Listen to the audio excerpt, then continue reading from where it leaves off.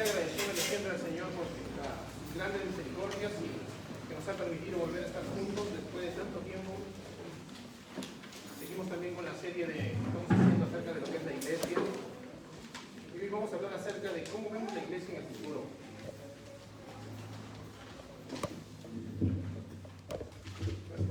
Bien, si tienen sus Biblias, acompáñenme a Deuteronomio capítulo 28.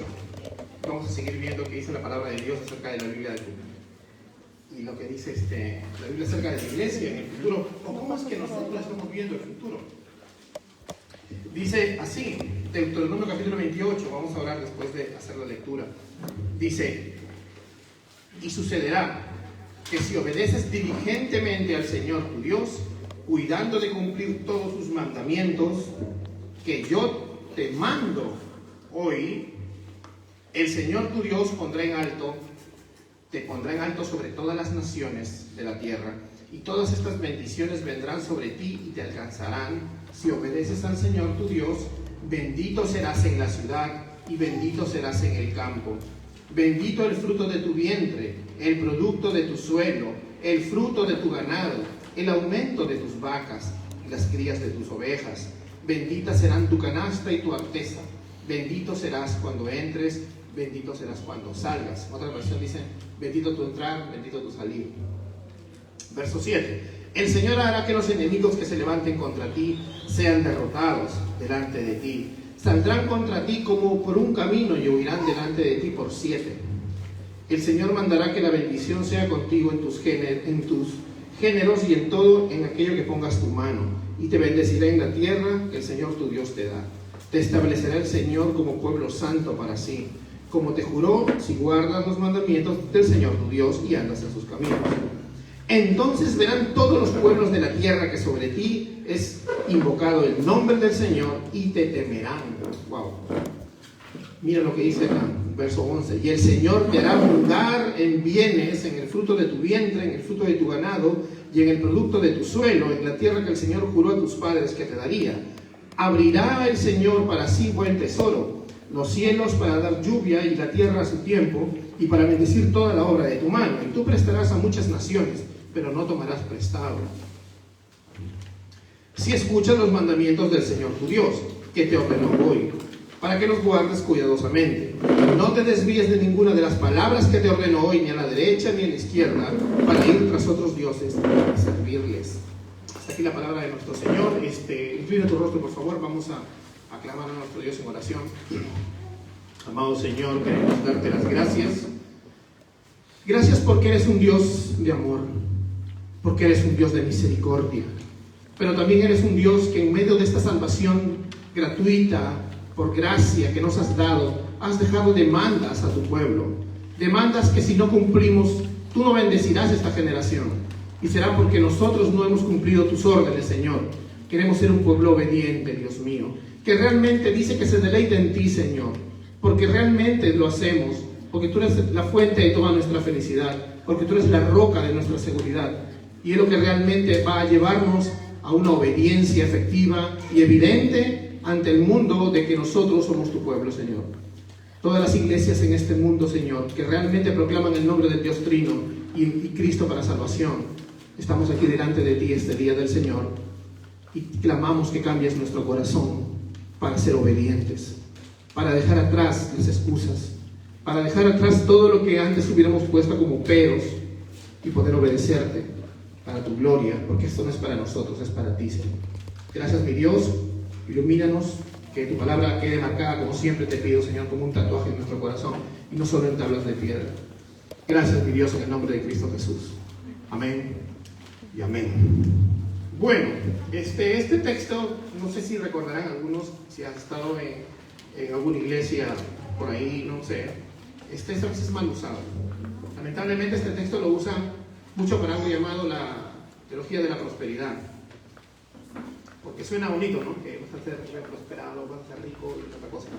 Pero en realidad este pueblo no se está dirigiendo a ti, como una persona individualista. Se está refiriendo al pueblo del pacto con Dios. ¿Qué es el pueblo del pacto? Todos aquellos que han hecho una profesión de fe. En el Antiguo Testamento se circuncidaban los varones y en el Nuevo Testamento todos nos bautizamos. Cuando tú te bautizas, o cuando dedicas a tu hijo, entra al pacto con Dios. Amén. Y una vez que estás en el pacto con Dios, tienes muchas bendiciones, pero también tienes deberes. Y uno de esos deberes es este: obedecerle. ¿En qué obedecerle? Dice diligentemente, o sea, ni siquiera obedezcas con torpeza. No digas, ay, me olvidé. Diligentemente tienes que obedecer. Y dice, todo lo que te he mandado hoy, todo, no la mitad. Esto de aquí también nos muestra un poco de que sí, es similar, por ejemplo, a lo que es la salvación. Muchos creen que en el Antiguo Testamento se salvaban por la ley, ¿no? Hay gente que dice, en el Antiguo Testamento se salvaban por la ley. ¿Quién cumplió todo? ¿Moisés? No. Moisés dudó y golpeó con furia una piedra, una roca, y el Señor lo castigó. Le dijo, no me entras a la tierra prometida. Adán, ni hablar. David, ni hablar. Y eso que es el hombre conforme al corazón de Dios. Tú sabes lo que hizo David, ¿no? Hizo algo que ahorita saldría en el diario. Peor que Julio Guzmán. ¿Qué más? Abraham. ¿Obedeció Abraham a la perfección? Mintió un montón de veces. Jacob, ¿qué hizo? Estafó a su hermano. Lo estafaron a él. Dijo, cuando me estafaron, te voy a estafar de nuevo, suegro. Y lo volvió a estafar a su suegro Labán. Y así una guerra de estafas y de mentiras. Hasta que Dios por gracia lo salvó. No porque se lo merece. Y así vas a ver un montón de ejemplos de gente imperfecta, pecadores salvados por gracia. Entonces, este pacto, como decía un teólogo, muchos de ustedes ya lo conocen, se llama Juan Calvino, es un pacto evangélico. ¿Por qué? Porque está basado en las promesas del Evangelio. Si Cristo no cumple todas las promesas del Evangelio, nosotros no podríamos cumplir nada. En este caso no está hablando de su salvación del alma. Este caso es un símil, pero acá está hablando del mandato que tenía el pueblo de Israel de ser la luz y la cabeza de las naciones para que todos conozcan del verdadero Dios, de Yahvé, de Jehová, del Señor. Pero también lamentablemente Israel falló y fracasó en esto. ¿Por qué? Porque se guardaron su Dios para sí mismos. Se guardaron su Dios para sí mismos. A veces se parecen a los evangélicos, ¿no? Porque yo soy cristiano y tú eres un simple nada. ¿No? ¿No te parece conocido? Te estás guardando tu Dios para ti mismo. Es como una especie de pietismo que tenemos. Pues estamos acostumbrados a estar metidos en nuestro cubo pensando que ya somos salvos ahí, ¿no? Ya soy salvo, ya hay que quedar esperando que venga el Señor y desaparezca todo, o que esto se convierte, como le dije la semana pasada, en Corea del Norte, y nos maten a todos. Y encima lo peor es que te deleitas. Te deleitas y disfrutas pensando que vas a morir como mártir. Ándate a Corea del Norte, mejor ahí muere como mártir de una vez. En serio, no puede ser que seamos tan sinvergüenzas a veces, ¿no? Pero bueno, este texto en realidad demuestra claramente la naturaleza condicional del pacto con Dios con respecto a la conquista de las naciones, ¿no? El Señor prometía bendición. El Señor prometía que el pueblo iba a ser temido. Porque algunos dicen, pero eso ya no se aplica ahora tampoco. Ese es otro extremo, ¿no? Unos lo usan mal, otros dicen que ya no se aplica. Porque eso era para una nación, para Israel, que era como un estado. Pero el pueblo de Dios que está dentro del pacto con Dios siempre ha sido el mismo. Nosotros no somos dispensacionalistas, que creemos que acá es una dispensación, acá cambia la cosa y acá cambia la cosa, ¿no? La aplicación del pacto es la misma. Hay una inclusión en el pacto y hay deberes. Y justo este capítulo, si tú lo lees en tu Biblia, ¿qué dice el subtítulo? Bendiciones de la obediencia. ¿Y luego qué dice? Maldiciones. Que en otras palabras serían consecuencias. Porque cuando tú ves ahí, no es que Dios te tire un rayo para que te maldiga, sino que dice, y si no obedecieres, todo esto bonito que acabamos de leer, se convierte en como contrario. Serás castigado, las naciones te aprobarán, tendrás un rey y este te va a consumir, te va a sujetar. Y si vemos todo el Antiguo Testamento, ¿qué pasó? ¿Vinieron las bendiciones o vinieron las maldiciones? Desobedecieron, vinieron las maldiciones. ¿No? Es bien interesante ver, por ejemplo, eso de cuando Israel pide un rey. Israel tenía una teocracia, una teonomía. O sea, tenía un país que era gobernado por Dios mediante su ley a través de jueces. Sería, ¿cómo se le podría llamar ahora? Se le podría llamar un gobierno parlamentario, como Suiza, como un Suiza cristiano, ya digamos. Entonces, a través de la ley Dios regulaba, a través de los jueces, ¿no? Los jueces podían ser de muchas formas. Un juez que hacía algunos protocolos militares como Sansón, otros que se parecían a los jueces occidentales, ¿no? Que te hacían justicia entre dos personas que estaban en las puertas de la ciudad, otros que eran como autoridades, como alcaldes, así. Eran los jueces, o sea, eran las autoridades. Pero ¿qué pasó? Ellos tenían una especie de estado pequeñito, que cada uno tenía la libertad. Por eso algunos cuando leen en Jueces, dice, en Israel todos hacían como bien le parecía, ¿no dice? Y todos dicen, seguro acá cada uno hacía lo que le daba la gana y todo. No en sí. Lo que está diciendo es que todos eran libres de hacer lo que querían hacer en sus libertades individuales. Lamentablemente, el pecado del ser humano siempre va a llevar al hombre que cuando Dios te da un país lleno de libertad, te vas a la debacle. Por eso, si tú lees Jueces, es un ciclo. Están libres, logran tener prosperidad como nación, éxito, luego comienzan los problemas, pecado, y Dios manda siempre un país, a Siria, o a Egipto, manda un país que los oprima, y otra vez ellos claman, se arrepienten, y otra vez prosperidad, y así, o sea, tercos. Y no hay cuando pare eso hasta que por fin la gente se rebela, escuchando a algunos locos revolucionarios, se parece a Perú de ahora, y piden un rey, o sea, piden un gobierno totalitario, porque querían ser como las demás naciones. Las demás naciones tienen un rey y está todo genial. ¿Para qué pidieron rey? Pues ahí vino la debacle de Israel, porque abandonaron al verdadero rey. El verdadero rey ya los estaba reinando a través de la ley. Por eso Dios le dice a Samuel, ¿no? 1 Samuel 8, déjalos nomás, dale su rey, porque no te están desechando a ti, a mí me están desechando.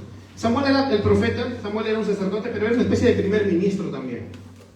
Entonces Samuel va y le dice al Señor, me van a chotear, pues Señor, no te preocupes, a ti no te están rechazando, a mí me están rechazando. Prácticamente la elección de un rey es una consecuencia de su pecado, del pecado de la nación de Israel. Así que todas estas bendiciones no fueron aplicadas para ellos al final. Pero en el transcurso de la historia de la iglesia, han comenzado a ser aplicadas a la iglesia de muchas maneras.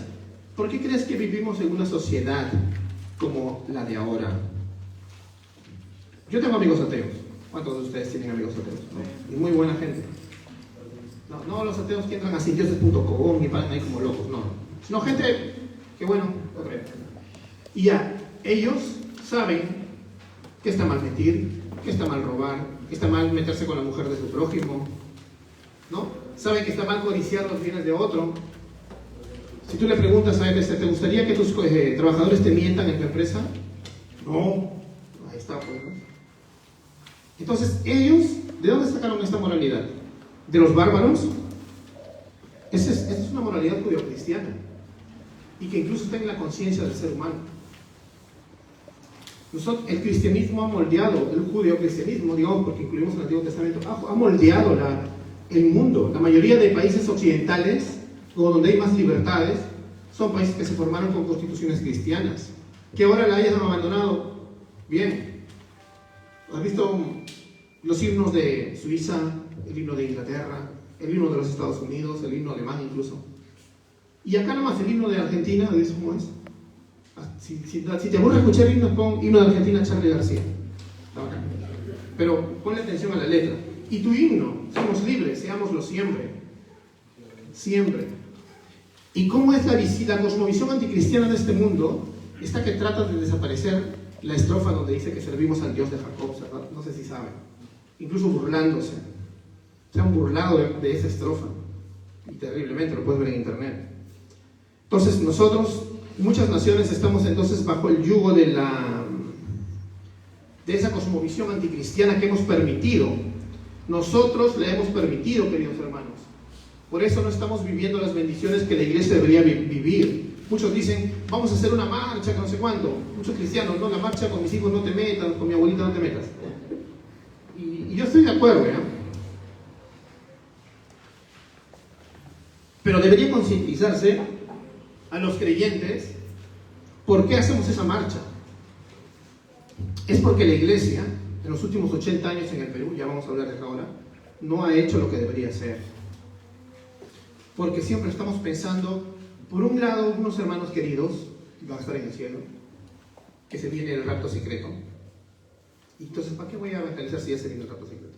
Y por otro lado, incluso hermanos que tienen nuestra postura reformada, pero creen que esto se va a convertir, como les dije, en Corea del Norte, que esto se va a destruir, que vamos a morir como mártires. Y eso lo que ha provocado es estar estacionados ahí donde estamos. Me meto debajo de mi cama a esperar el fin. ¿Hasta cuándo vamos a estar así? ¿Cómo ves la iglesia en el futuro?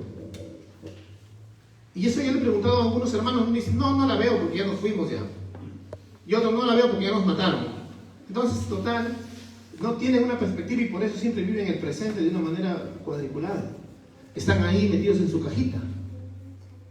Están en la cajita. Son pesimistas. Incluso de los mejores hermanos que tú ves en el internet, reformados y otros, son pesimistas. Y lamentablemente es así. Se ha perdido la escatología puritana, esa que tenían estos hombres que subieron a un barco llamado Mayflower, cruzaron el mar Atlántico y llegaron a un lugar llamado, que le llamaron Nueva Inglaterra, ¿no? Que ahora son los Estados Unidos. Bueno, el país de ahora no tiene nada que ver con el país que fundaron estas personas, pero ellos no estaban pensando en sus circunstancias, sino en las promesas de conquista de la tierra que había en la Biblia. Porque si tú ves, por ejemplo, un poco de historia, vas a ver que cuando llegaron los padres peregrinos, que le llaman ellos a estos puritanos que viajaron a Nueva Inglaterra, la gente comenzó a morirse de frío. Llegaron en un invierno infernal y comenzaron a morir. Entonces, si ellos hubieran visto sus circunstancias, como Israel, hubieran dicho, para eso nos trajiste acá, no sé, al dirigente, ¿no? Para que nos muramos, mejor regresemos de Egipto, ¿no? Pero no. Ellos sabían que iban a construir una ciudad en la superficie de una colina, que la iglesia tiene que ser una ciudad que está encima de los montes, que todo el mundo tiene que ver. Amén. Amén. Y ahí es donde ellos creían claramente lo que dice justo el verso 13, que dice, y te pondré el Señor a la cabeza y no a la cola. ¿Ves? No significa que vas a ser el empresario del año. Está hablando del pueblo del pacto. Ellos decían que iban a construir una nueva civilización.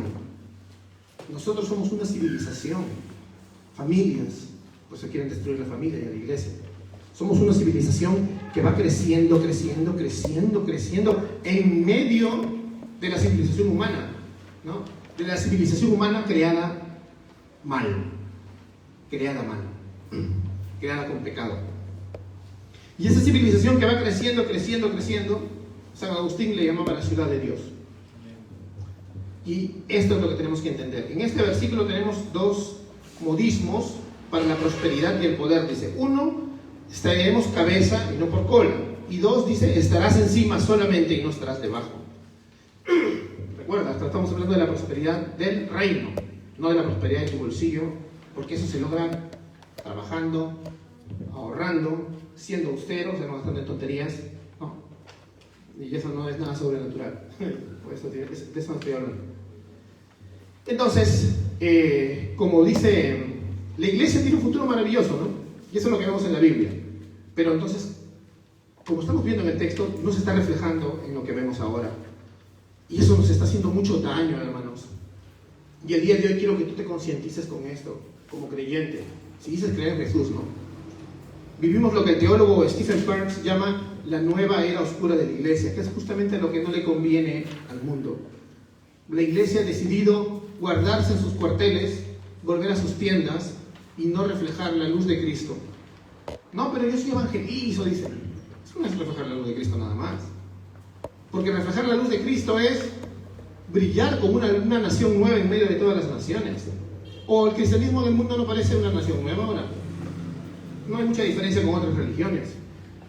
Te dicen, por ejemplo, tienes que hacer esto para ganarte tu salvación.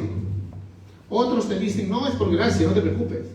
Pero luego tienes que hacer esto para mantenerte en tu salvación. Parece el Islam. Y luego te dicen, tienes que hacer esto, tradiciones, para evidenciar tu salvación. Y si tú no dices, Esto te dicen liberal, como dicen a Jesús. Entonces, ¿cómo nos vemos nosotros de acá 5, 10, 20 años más como iglesia? Ya pasaron 7. Tenemos 7 años acá de iglesia. Victorias, derrotas, pero con hechos que respaldan la obra de Dios en medio de nosotros. Amén. Llevo años, hermanos, estudiando teología de una manera que Dios me permita ser más claro, fiel a la palabra, no predicar lo que no dice la palabra, tratar de hacerlo más fácil para que todos lo puedan entender, porque antes no parecía un profesor nada más y no estaba bien. Y yo quiero que en realidad, hermanos, se arranquen de la cabeza, se arranquen ese chip de pesimismo que nos invade. Incluso ya hemos nacido como latinos en un chip de pesimismo.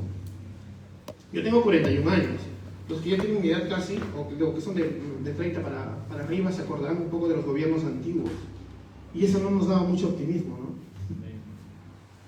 O sea, si tú naciste en los 80s, yo nací en el 79, creciste escuchando de bombas, de terrorismo.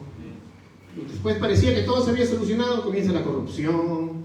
Porque en un país pobre había corrupción, destrucción. Pero en un país como Perú, en los 90, que comenzó a crecer económicamente, comenzó el robo indiscriminado por todos lados, desde los presidentes hasta abajo. Y esto de ahí no llevaba mucho a pensar como que, bueno, las cosas van a mejorar, ¿no?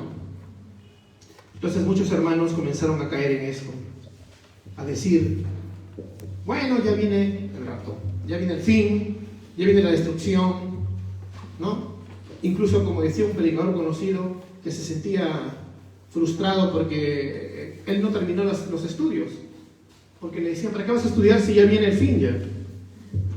Y luego lo acusaron de que se burló de un hermano conocido, porque este hermano conocido lamentablemente sí decía esto: ¿para qué vas a estudiar?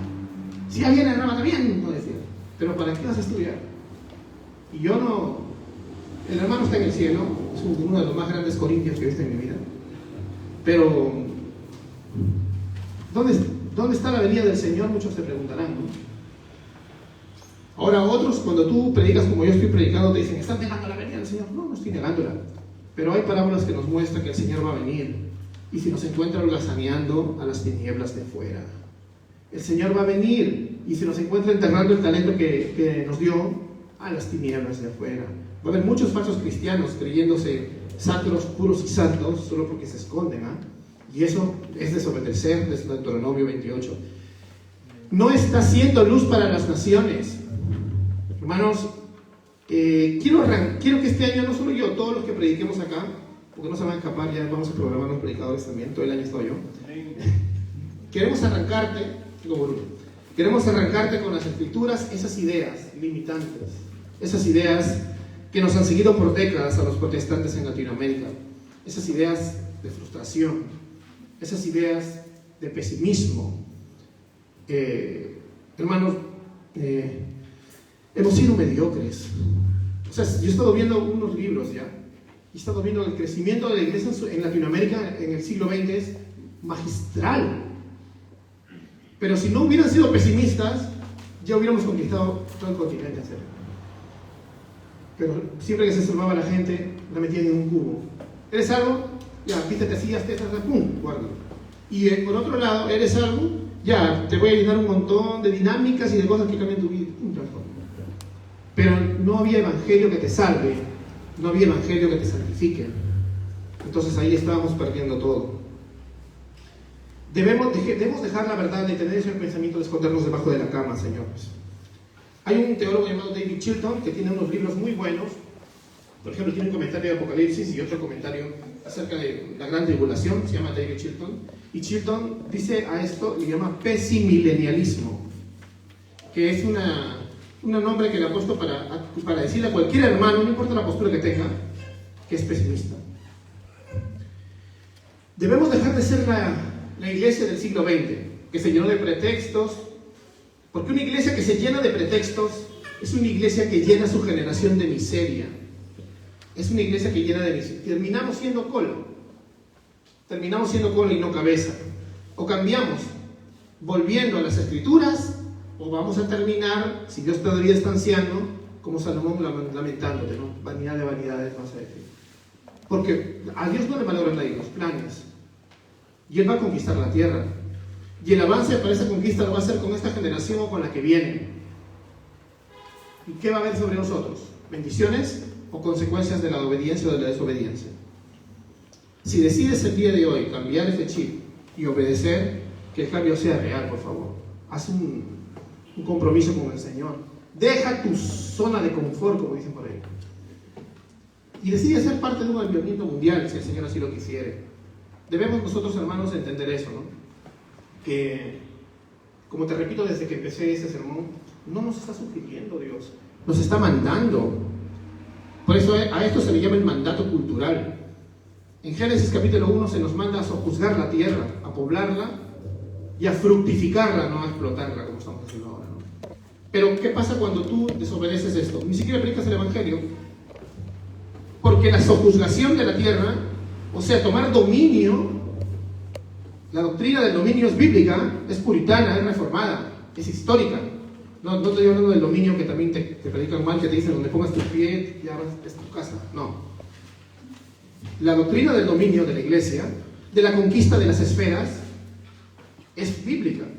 Así que tú tienes que decidir el día de hoy salir de esa zona de confort y obedecer el mandato cultural, donde implica, mira, que la salvación de los que creen va a traer personas que van a transformar las esferas.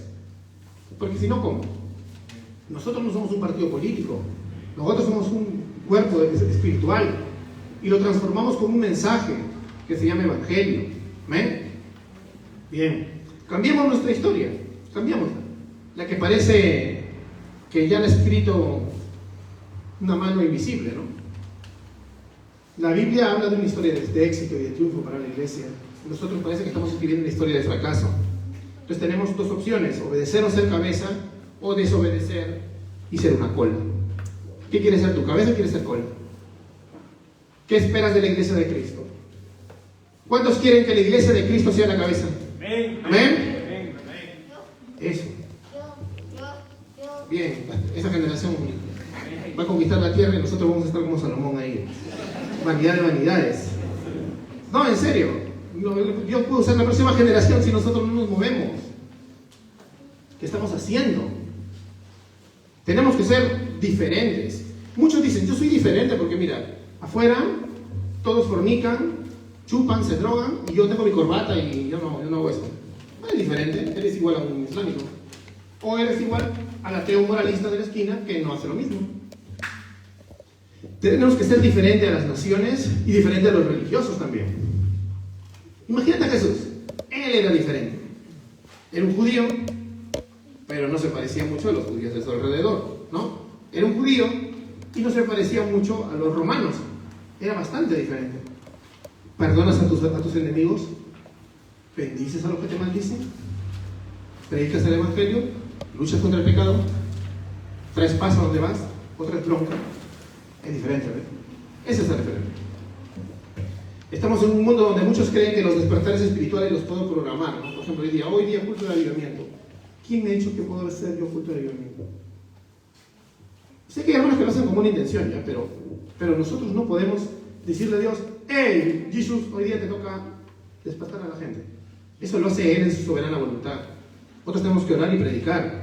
O sea, ya basta de estar años de ser parte de ese movimiento pesimista. Tenemos que cambiar y ser parte de un movimiento bíblico y real. ¿No?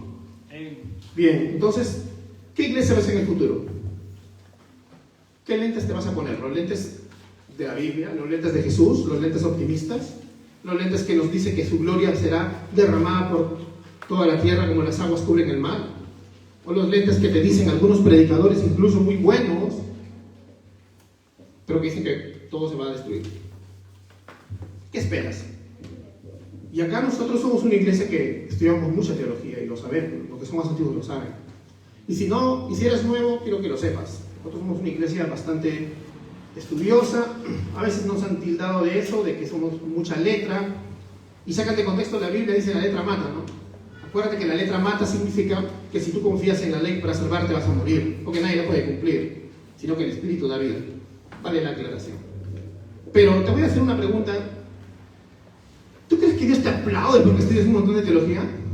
¡Wow! No sé. Bruno, lo máximo. No. O sea, piensa. ¿Tú crees que Dios te aplaude porque aprendiste mucha doctrina?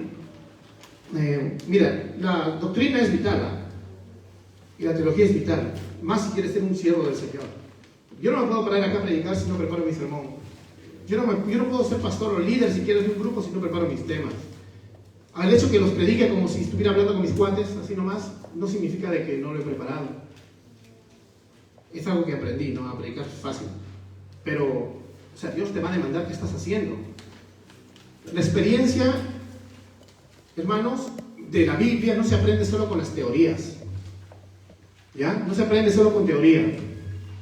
Acuérdate, tú te puedes leer toda una teología sistemática de Gruden o Berkhoff y no sabes nada. En serio. Ha habido predicadores que son famosos como Paul Washer y me da gusto la humildad que tiene. Él dice que quedó segundo puesto del Seminario Teológico Bautista del Sur en Estados Unidos. Pero cuando llegó a la cancha, a las misiones en el Perú, dice, yo no sabía nada, dice. O sea, cuando te enfrentas con la realidad de las personas, no te sirve de nada. No digo que no estudies, sino que no te sirve de nada si no lo conectas con el Espíritu. Entonces, la experiencia no se aprende solo con teoría. No, es como si es como si te quisieras quitar el hambre leyendo el menú del chifa, ¿no? Ya lo leo, ya tengo hambre. No, tienes que comer, ¿ves? Entonces el Señor te manda a comer de su palabra y de su Espíritu. Queremos ser diferentes, ¿no? Entonces aprende que Dios no te ha puesto límites si tú lo buscas a Él. Si tú lo buscas a Él, Dios no te ha puesto límites. Dios puede tomar un pequeño jovencito y hacerlo que mate osos, leones y luego ponerlo como rey. Has leído tu Biblia, ¿no? Dios puede hacerlo. Dios puede tomar un terrorista y hacerlo como uno de sus más grandes seguidores, como Simón el Celote. Dios puede tomar un mentiroso, ladrón, estafador y hacerlo uno de sus patriarcas. Así que no te pongas límites, tú no digas yo no puedo, ¿no? Dios puede tomar pescadores ignorantes, pescadores que no se han preparado de repente como los rabís, y hacerlos misioneros. Dios puede tomar un asesino de cristianos que sí era bien preparado, pero era un asesino, y convertirlo en el más grande teólogo de toda la historia del cristianismo, el apóstol Pablo. Entonces, mira, tú vas a decir, sí, pero mira, yo no puedo, pastor, porque yo no tengo nada. No soy bueno estudiando, no me entra, ¿no? De repente mi inteligencia son las artes, más bien dibujo nomás, pero no puedo leer muchos libros. No me entra, ¿no? De repente, pastor, no tengo valor, o sea, valentía. No, pastor, yo no tengo esto, yo no soy como él, yo no soy como el otro, no tengo nada. ¿Sabes? Si no tienes nada, mejor todavía, pues, porque ¿sabes qué? No tienes nada que perder. Entonces no hay excusas. Si tienes talentos y mucho que dar, entra a servir a Dios. Y si no tienes nada, entra a servir a Dios. Ya no vas a tener excusa a partir del día de hoy. ¿Amén? ¿Cuántos quieren servir a Dios a partir de hoy? ¿Amén? Ahí está. Ese es mi pueblo. Para terminar, entendamos que Dios es soberano. O sea, en otras palabras, Dios tiene el control de todo lo que pasa, el control de la historia. Pero no caigamos en la tentación de tomar las cosas antes de que Dios las dé. A veces nosotros podemos apurarnos, ¿no? A ver, voy a poner un ejemplo nomás. Pues nosotros podríamos hacer un retiro. ¿Ya? Hacemos un retiro para personas no creyentes que quieren ir a un retiro cristiano. Tenemos la oportunidad de tener 100 personas no creyentes. Pero nosotros nos apuramos y las inducimos psicológicamente, como sea, la cosa es que las sacamos cristianas de ahí. Estamos apurándonos, ¿ves? Estamos tomando lo que Dios sí nos quiere dar, ovejas, almas salvas, para su gloria, pero antes de tiempo, en lugar de tomarnos un trabajo de discipulado. No está mal el retiro, hay que hacerlo. Si no hubiera COVID, ya hubiéramos hecho el año pasado 2. No para Matrix y otro para jóvenes. Pero así estamos. Necesitamos tomar las promesas que Dios ya nos ha dado. Toma tu Biblia y busca las promesas que Dios ya te ha dado. Acá hay un montón de promesas. Y en lugar de estar inventándote promesas para ver el futuro, cree en las promesas que están acá. O Dios, ¿tú crees que te va a decir que no con una promesa que Él ha dado? Acá está. Pero no la tomas. Dios tiene el control, hermanos, y es soberano. Y no existe otro momento, no existe mejor momento para comenzar a servir y lanzarte en la conquista de la tierra que hoy. ¿Cuándo es el mejor momento para plantar un árbol? Hace 10 años, ¿no? Porque si no, ya ahora yo podría disfrutar de la sombra de sus ramas y de sus frutos. Pero lamentablemente, si no lo he plantado hace 10 años, el segundo mejor momento es ahorita. No me quiero demorar más. Si no, imagínate hasta cuándo. Ahorita es donde debes involucrar. Entonces hay que entender también y arrepentirnos entonces si no hemos estado sirviendo a Dios con todo nuestro corazón y no hemos sido optimistas y hemos visto el futuro de la iglesia como glorioso, como vimos la semana pasada. Hemos sido soberbios, hemos sido necios. ¿Tú sabes qué significa necio, no? Tonto. Hemos sido mucho de escuchar incluso a predicadores, como te repito por tercera vez, buenos, pero que todo lo ven el fin del mundo. No debe ser así. Mira, la palabra dice que Dios plantó la eternidad en los corazones de los humanos, más de los que han nacido de nuevo. Vive para esa eternidad. O sea, ponte los lentes del cielo nuevo y la tierra nueva y desde ahora comienza a ver todo esto, a ver estas promesas. Oración, palabra, lucha contra el pecado, predicación del evangelio. ¿Estás haciendo eso con todo tu corazón, con toda tu alma y con toda tu mente como un acto de adoración? Eso. Hazlo, hermano. Hazlo. Las disciplinas espirituales son demasiado importantes. Si tú no te haces obediente y disciplinado con esto, vas a caer. Te vas a caer de muelas. ¿Cuántos han caído por eso? No te voy a decir que levantes tu mano. Pero porque nombras, no predicas la palabra, no luchas contra el pecado, ¿qué pasa contigo? No perdonas, tienes ira y tienes deseos malos y terminas cayendo. Sí, pero se acabó, eso se puede luchar. Si tú fueras una persona realmente disciplinada, la verdad, yo anhelo que esta iglesia en el futuro esté llena del Espíritu Santo y que podamos verle la cara a los ojos a los demonios y que tiemblen, porque nosotros somos llenos del Espíritu Santo y somos salvos y tenemos un destino eterno de felicidad y ellos no, porque Cristo es nuestra identidad. Porque en primera a los Corintios, capítulo 12, verso 13, dice que hemos sido sumergidos en un cuerpo, y ese es el cuerpo de Cristo. Por tanto, ahora mi identidad es Cristo. Entonces, ¿nos podemos levantar o no? ¿Nos podemos levantar? Sí, con furia santa contra la cosmovisión anticristiana de este mundo. ¿Nos podemos levantar o no? Bien. Ahora mismo. Te advierto que ahora mismo dices amén, pero Satanás va a venir, va a querer robar la semilla que Dios ha plantado en tu corazón, para que realmente ejecutes en obediencia lo que Él te está mandando, lo que Él te está enviando a hacer. Pero si tú sientes dentro de ti ese fuego ahora, ese volcán que quiere explotar, como Isaías, que dice Jeremías, que decía, no lo puedo soportar, hay un fuego dentro de mí, tengo que proclamar. Me acuerdo que vi una canción que cantábamos con los arañes, no dejo de callar, no puedo callar. Pues no hay que callar. No hay que callar, amados hermanos.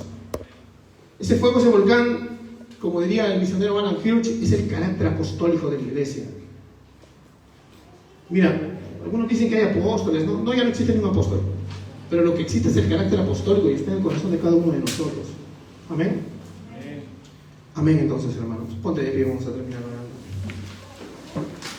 Inclina tu rostro, por favor.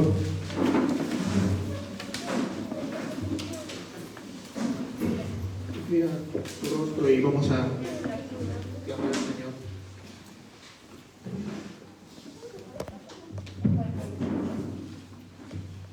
Amado Padre, queremos pedirte de todo corazón que derrames tu Espíritu Santo en este momento, Señor, sobre cada uno de los corazones de los que estamos acá. Escúchame, hermano. Si tú eres creyente, clámale al Señor en espíritu y en verdad. Clámale como un acto de adoración, que cambie tu corazón, que rompa el barbecho, esa piedra que se ha formado alrededor del corazón de vida que Él te dio, para que ahora pueda ser usado por Él